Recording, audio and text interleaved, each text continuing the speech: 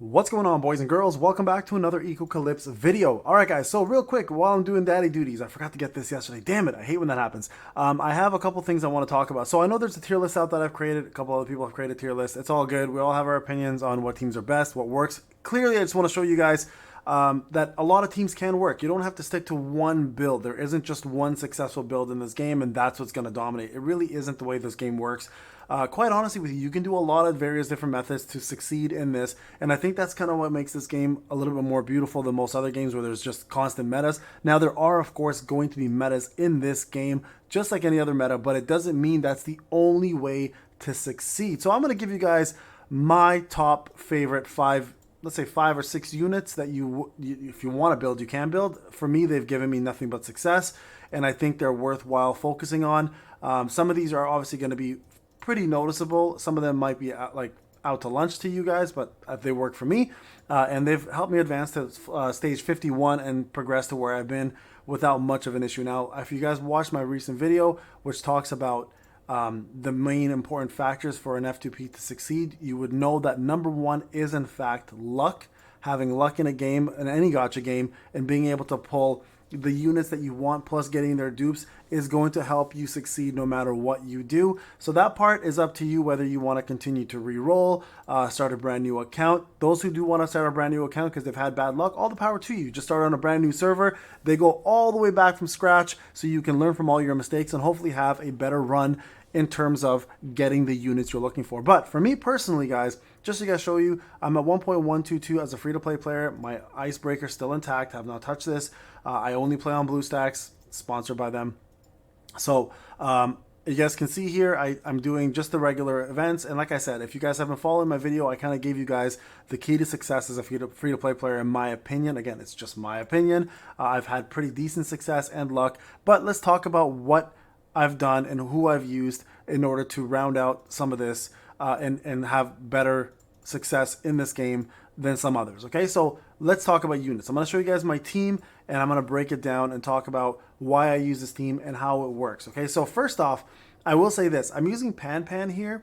She's not a necessity. I've been able to do absolutely okay without her. I just recently got her, got very lucky, got her to 3 stars. So I've been kind of using her with her arms. I happen to pull that as well. But again, even before she existed on my team, I've honestly been doing fine. Some fights I just remove her and I put Zawe in. So I'm going to talk about the teams that are going on. So as a free-to-play player or a brand new player, these are the units that I suggest to focus on. Okay, so first one, Kiki. In the very beginning, when you start the game, Kiki is going to be your main DPS. She's going to carry you very, very far. And the reason why she's so good is she's a single target row DPS, which does immense damage, also starts off with full amount of rage. So having Kiki in the beginning is a good way to boost your progression. Now, I will admit, as you go further on into the game, she does do a little less in terms of utility, so she will still bring you raw damage, and she does do a lot more damage when the target is below 50% HP. But I have to admit, after some time of not pulling enough dupes for her, she does start to fall off a little bit. But she still has been integral to my success at the level 50, past stage 50. I'm stuck on 51 now, I think the last stage of 51. But her increase in rage at the battle of the start, she increases 25% of her damage. The buff is lost when her HP drops below 85%. That's where you kind of have to strategically place her depending on the fight. So you know how when you fight an opponent, you can see their lineup? Putting her in the same lineup as a healer, for example, is a smarter idea. That way they don't attack her and they focus more on healing. And that way you keep that HP a little higher. Or what you can also do, of course, is bring your own healer, and that can help. But I can tell you now, as a free-to-play player, DPS is king. It's done everything I needed to do, and I've not really needed a full-time healer at all. Next up, Fen Ruru. Incredible unit, honestly. Now, if you guys are following the tier list and you want to follow the meta, she's up in the S tier. So is Kiki. Kiki's top tier. These two units, if you have them, you're going to do well. Now, the reason Fen Ruru works so well, number one, is you get yourself a free copy. You get her free arms as well after day like 9 or something. And then you can also get an extra 2 copies of her if you want to from the free SSR choice that they provide, right? So what makes her so good Couple things. Number one, she does great physical damage to a single row of enemies, and as she attacks, her range increases permanently, stacking up to 2 times, so she can hit a total of 4 different people with just her normal attack, which is pretty damn strong if you look at it. Now, this is at 106%, it starts at 88, but you can see here, you can increase it pretty well, and then you can keep that range to be permanent up to 4 times. She can be insanely powerful, guys. If you use her and you have the alpha for free as well too, and the arms, she can be your main carry for quite some time, and she has been a really good carry for me as well. Now, her special here is really good because she does AoE damage to 4 random enemies, and then she also does true damage. She gains high explosive for the entire battle, and high explosive normal attack and skills deal extra true damage up to 40% of attack, stacking up to 2 times. Really powerful, and also not to mention her V-arm lowers the PPF 41 with excessive explosive, increasing Fen Ruru skill damage by an extra 5%. So very, very powerful. The only problem with her, I find, is the fact that she doesn't start with full rage, but if you have Audrey, which we're going to talk about very soon, and you can supplement that rage for her, you're golden. You're going to be doing insane amount of damage right from the beginning, right? And not to mention, every odd round, she increases armor and resistance by 20%. And the start of every even round, she increases her attack by 20%. And these bonuses last the entire battle, with each bonus stacking up to 2 times. Now, of course, this is at the 2-star level. It starts at 10%, of course, and then it goes up to 20 and can go up to 3 stacks instead of 2. So honestly, guys, I really, really recommend getting Fen Ruru up, and she will be a massive carry for you for quite some time. Audrey, don't need stars for her. Don't need dupes. Amazing unit, right? Does regen on the back, can provide herself and others rage that are in the back with her or without her. You can put her in the front and give your full DPS rage. It's a 50% chance. She has a chance to silence with her basic attacks. And the heal itself is actually fairly strong. The regen is based off of her attack, so you do want to give her attack set to capitalize on that. And she also starts with full rage, allowing you to do instant rage increase plus regen. The first time she also falls into 40% HP, she increases all attack for all allies by 15% for 2 rounds. So having her in the front isn't a bad idea, just to even get that buff off, especially if you can get a healer intact. So Audrey is a no-brainer, guys. She should be pretty much on everyone's team at all times, okay? Aken, this is going to be your main carry for a long, long time, especially if you can manage to get her up to 3 or 4 stars. Now, you guys seen I put community post of me getting very lucky at pulling her, right? At the 3-star level, she actually casts her ultimate again. It does a lot less damage, but it's extra true damage, and it's more damage on top of the already insane damage she does, right? Not to mention her active skill is actually very strong. She does a lot of damage from 2 to 2 rows, and she also has a chance to restore 2 rage for herself too, keeping her constantly fed with full rage, allowing her to do her special. And not to mention, she also starts with full rage and increases her crit and crit strength by 30%. And the moment she does her special, that move is gone.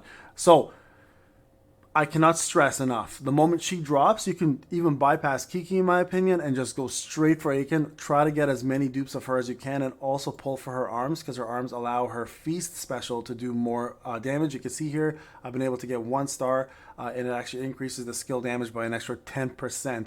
And if you push this even further, you can go all the way up to 20%. And also during the battle, Aken's crit strength is increased by 30%, and that is through the entire battle, by the way. So this arm is huge for damage, and considering how much crit rate she already gives herself and also crit strength, you can add additional on there and just nuke everything in sight. She will be your main carry for a very long time, guys. So she's your number 1 goal realistically to use. All right, main character. Yeah, believe it or not, it's a free-to-play, really good. 4-star already if you get past stage 50. The beauty of this character, 2 things that really matter. Number 1, a lot of AoE, not very good damage, really not meant for damage though, is meant for this specific thing here. The ultimate that he does, there's a 40% chance to stun 1 target lasting for 1 round. Honestly, the damage for magic damage is not bad. You guys can see here, it's 164%. It is AoE again, but that stun is huge. It can really save a lot of your progression, especially if you're trying to get 3 stars, right? That extra stun can stop somebody from casting a lot of moves for that whole round, whether it's a special or normal attacks. So I use him for that, and I think his stats are worthwhile as well. And not to mention, at the start of the battle, 20% chance to be immune to control effects for 2 rounds is pretty big. And the first time he falls below 30% HP, he gains conceal, which means he cannot be hit for 1 round, allowing him to stay alive. So I think the main character is kind of underutilized and not looked at very often. So I would really recommend, honestly, guys, working on those. So far, those are the top 5 units that have been helping me out. Now, the last one, Pan, I just happen to get her now. I'm not going to say she's a necessity. She's a great shielder, but I don't think she's a necessity. Realistically, when it comes down to it, guys, the other units here I would recommend, and there's going to be 3 of them, okay? Number 1, it would be Dina. Where is she? There is she. Where is she? Dina. There she is right there. She's your healer, right? So Dina's going to be the ultimate healer here for you for a while, unless you happen to pull Nephthys. Nephthys is the other one. So Dina, Nephthys, whichever one you get. Honestly, Nephthys is better. Dina's really good too. So having a healer on team, very important. Zawa.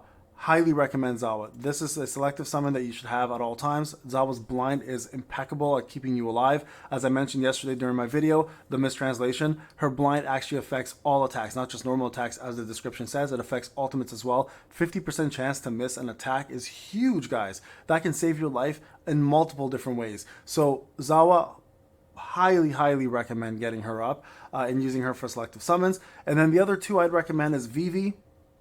Vivi's great because she does a shield in the beginning. I did a whole showcase on her versus Pan.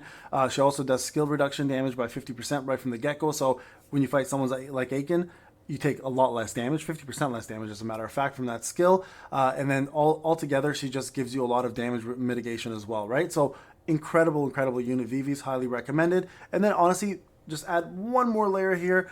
If you don't have Zawa, Niz is a good option with that freeze. The freeze is great to control the fight, a lot of CC involved, and you guys can control the flow of who attacks and who doesn't. I mean, there's a little bit of RNG involved, obviously, with the freeze itself, but when you do freeze an opponent, they lose a whole round of damage unless you do enough damage to unfreeze them. But overall, I think Niz is a great option for CC if you don't have Zawa. But that right there, guys, is my suggestion for you in terms of a team. Again, Pan is not a necessity. I would take Vivi over Pan if I had better luck with those pulls, but I just happened to get selective summons on Pan and it worked out for me because Zawa wasn't available for me to get.